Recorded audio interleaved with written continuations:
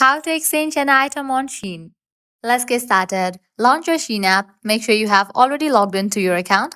You will land to the shop page. Now at the bottom, you're going to find different options. Navigate to the option of Me. Once you land to the Me page, here you're going to find different sections. Head over to the section of My Orders. Click on View All.